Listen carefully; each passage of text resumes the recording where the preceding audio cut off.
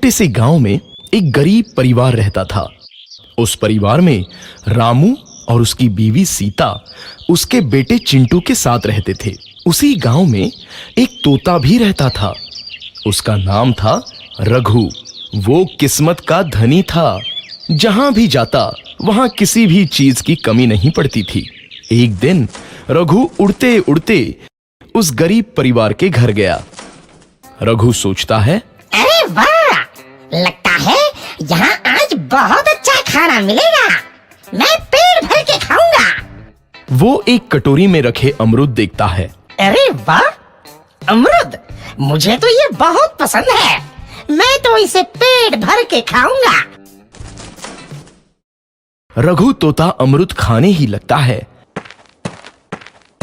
तभी सीता रघु को अमरूद खाते देखती है तो गुस्सा हो जाती है और उसे वहां से भगा देती है।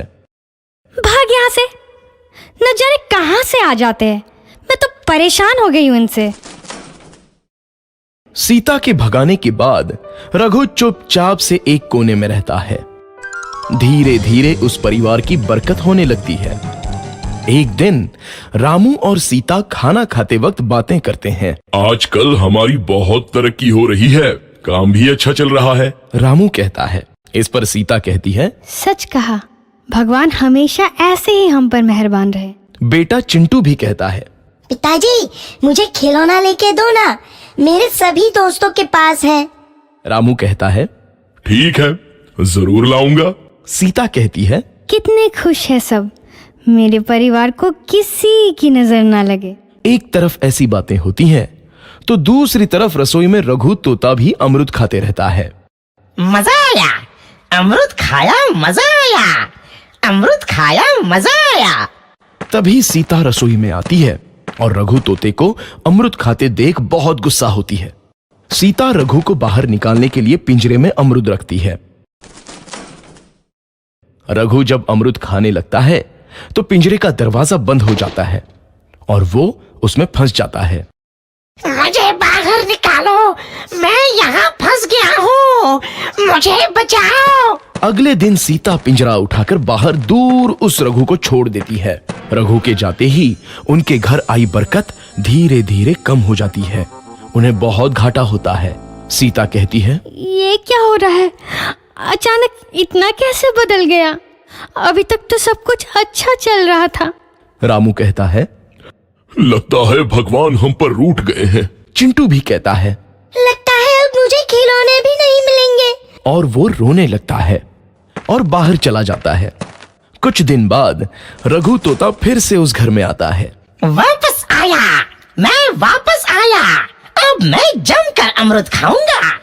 रघु सीधा रसोई घर में चला जाता है और अमरूद खाने लगता है।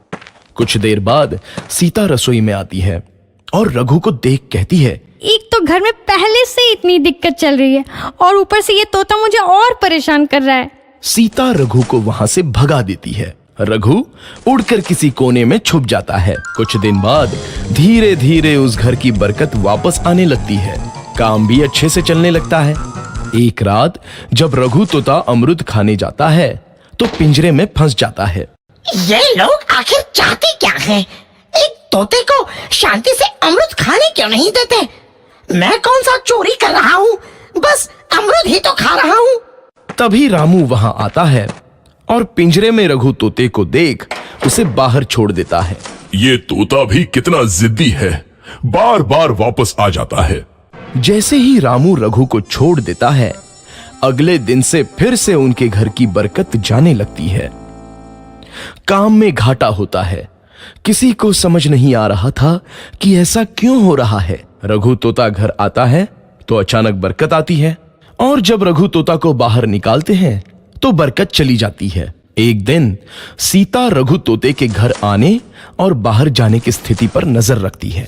ये तोता जब भी घर आता है तो घर में बरकत आती है और जैसे ही ये घर से बाहर जाता है तो उसी के साथ बरकत भी चली जाती है। कहीं ये जादुई तोता तो नहीं है? अगली बार जब ये तोता घर आएगा तो मैं इसे कहीं नहीं जाने दूंगी। सीता रघु का बहुत इंतजार करती है लेकिन रघु तोता दोबारा उस घर में कभी नहीं आता। और वो लोग उसके इंतजार में पछताते रहते हैं।